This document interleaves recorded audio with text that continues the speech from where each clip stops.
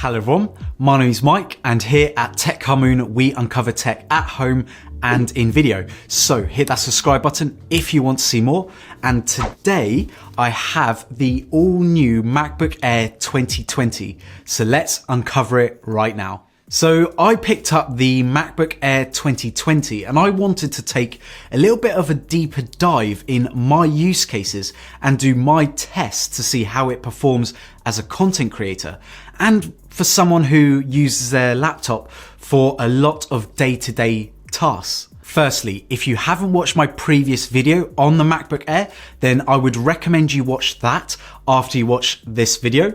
And also I will be doing actually a head-to-head test with this MacBook Air and my old MacBook Pro 2015 i7 model. So be sure to hit that subscribe button to see that. The MacBook Air that I have is the base model with the quad-core 1.1 GHz Intel Core i5 CPU upgrade, which was only an extra £100. Now this model is what I think most people will go for, but just to let you know that none of the parts in this is upgradable. So be sure to pick up the right spec when you press that order button. For accessories, you don't get a lot in the box, just a USB-C cable and a small 30-watt charger. Now, if we take a look around the Mac, there are two Thunderbolt 3 ports, which can be used for charging and to be used for a lot of dongles, as we're probably aware of. These ports are super powerful and can be paired up with also an external GPU,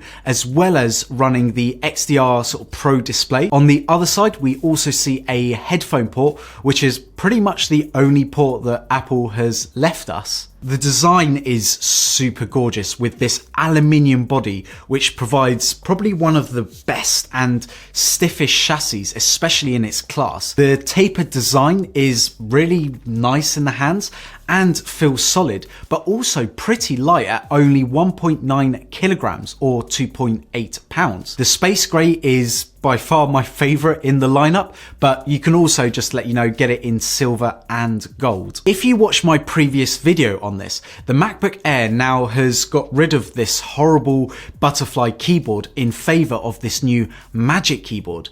Now this keyboard has a 1mm travel, which kind of sits in between the old keyboard and the butterfly keyboard. This is the best keyboard I've tried as it's light but responsive. Here's a quick type test for you keyboard guys out there.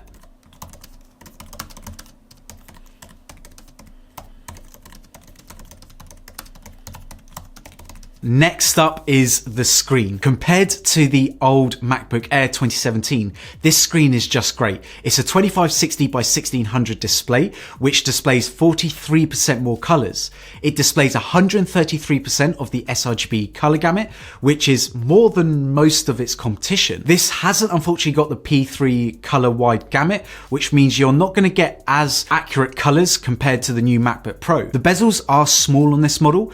It may not be as small as the competition, but it's far more modern. Plus, Apple has this way of designing a product that on paper looks a bit dated, but in reality is timeless. The trackpad is the other thing that I love about Apple and that they have never got wrong. It uses a smooth and easy to use trackpad. It has just the right amount of resistance that makes me wonder why Apple has nearly got this right for a decade, yet there are other companies that still get it wrong to this day. Now this is 20% larger than the older model and the palm rejection is really good, so don't worry about that. It also has this thing called Force Touch, which means that the trackpad doesn't move when you click. It has this haptic motor which simulates a click, and it's been present on MacBooks since about 2015. Moving on to the battery life. Apple states about 11 hours of web usage, and you know what? It's not far off from my testing, which I got about 9 to 10 hours-ish. This is really one incredible machine. Honestly, I've been super impressed with it. The speakers are also awesome at full volume. It sounded great, and honestly, I was surprised. Apple are really dominating the audio in their laptops. Here's a quick test of the speakers in this thing.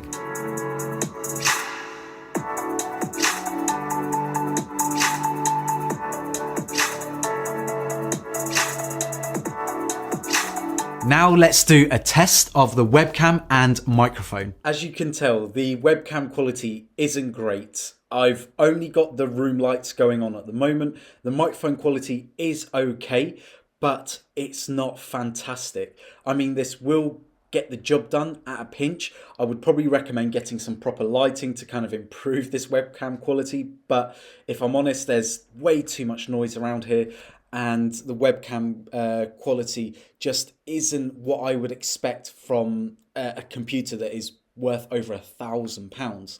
And also the microphone quality, well, as you can tell, it's okay, but get an external mic if you can, if you're going to be using this laptop, because this isn't really great either. Let's uncover some of the speed and benchmark tests and see also how it handles heat, as I know a lot of you guys are interested in that. Firstly, I'm going to be doing my standard Final Cut Pro test. So this is a 9-minute 4K 8-bit edit with some transitions, 2 levels of color grading, as well as a sound grade with background rendering turned off. So this is what the scrubbing is like on the clip. So as you can see, scrubs absolutely fine. Now let's make sure we set the quality to better performance, and let's see how the playback is like. So I'm just going to turn on the speaker. Your video clip. And again, this is all free of charge. You can even keyframe these different sections. So as you can see, sounds and looks good, no drop frames. Let's set it to better quality now. All right, and scrubbing still is good on better quality. Let's play that back. And again, this is all free of charge. You can even keyframe these different sections. So as you can see, it plays back and scrubs really, really well. So no issues with scrubbing whatsoever, and it seems to be handling it absolutely fine. So for 4K 8-bit editing, this is absolutely fine. I've not optimized the media. I've not done any proxies. This is just straight in and out. Apart from a few drop frames, it's not that bad. It's pretty crazy from a machine like this. After running this test 5 times, this project took about 15 minutes and 43 seconds to complete, to export at H.264 at its fastest, and 18 minutes and 10 seconds at its slowest speed. I genuinely was really surprised by this, and even had to rerun the test on my MacBook Pro because I was really surprised. Honestly, I wouldn't be opposed to using this MacBook Air 2020 to edit a lot of my videos, genuinely. Next up, I ran a Blackmagic speed test in which the SSD got around 200 megabits per second on the write and about 1,000 megabits per second for the read. Now, this is really quick, not compared to sort of these 3,000 write and read speeds that you might see on high-end PCs, but this is still really quick. Next up, I did a Blackmagic raw speed test and got around 87 frames per second on the CPU and 79 frames per second on the metal. This was on 4K at 8:1 compression ratio for those who have got a Blackmagic 4K camera that they might want to use with this. I ran Cinebench 5 times, and here are the results. On the low end, I got 833, and on the high end, I got 945, which is a good score for this type of CPU. But let's take a little bit of a deeper look at how it turbos and also how it handles its thermals. Firstly, when I ran Cinebench, I opened up the Intel's Power Gadget, and as you can see, the temperature went straight to 100 degrees. And then, even though it had a base clock of 1.1 gigahertz at its average, it was actually averaging below that at 0.5 gigahertz pretty consistently. But this was with the Intel's Power Gadget turned on, as well as the screen recording turned on, which put a huge stress on the CPU. When I turned off the screen recording and just ran the Cinebench along with Intel's Power Gadget, the thermal throttling was actually around 1.3 gigahertz. So just don't screen record when you're doing any high intensive tasks. So it also shows that the cooling is the thing that is holding back. Also, it shows that the laptop can't really sustain long, heavy workloads on this CPU. If your work requires some heavy video editing or visual effects for work, then I wouldn't recommend this particular laptop. Let's quickly run through the last couple of tests that I did with this laptop. So the first one was Nova Bench and the second one was Unigine Valley. So Nova Bench I ran 4 times and the lowest score I got was 1,101 and the highest score I got was 1,285. So if you want to take a deeper look, just pause the screen right now. And then I also did a Unigine Valley test, which I got a low score of 283 and a high score of 381, which is firstly quite wide of a difference, and secondly quite impressive for this type of MacBook. And if you wanted to run some basic games, I think this might actually do quite a good job. Let's see how the fan noise was when running these tests.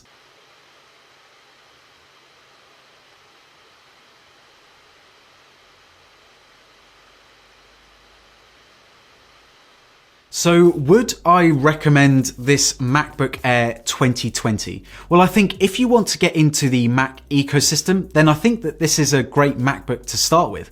I think that if you can afford it, spend the extra £100 and go for the quad-core i5 over the i3. You'll get much better playback for content creating. Speaking about content creating, like video editing, even in 4K, this can handle it. Just remember to set the playback speed to sort of performance rather than quality, and also have background rendering turned on, and trust me, you'll be okay. For programs like Logic Pro X and DaVinci Resolve, this should work great as well. Just don't push its limits with visual effects or anything like that. The thermal throttling doesn't really seem to affect my day-to-day tasks, and genuinely I wouldn't be worried about it for video editing or sort of streaming videos or web browsing. In my opinion, the whole thermal throttling situation with this might be a bit overblown for a lot of you guys. But there we have it. As always, this is a discussion, so leave a comment down below on whether you agree or disagree with any of my points, and if you obviously want to chat to me a little bit more about this MacBook. Also, check out the links in the description below to support the channel. If you haven't already, please follow me on Twitter and Instagram at TechCarMoon. Also, drop me a like on this video if you've enjoyed it, and you know what to do, hit that subscribe button if you want to see more content. Also, click on these videos just over here to watch more. But anyway, everyone, look after yourselves and I'll see you in the next video. Bye.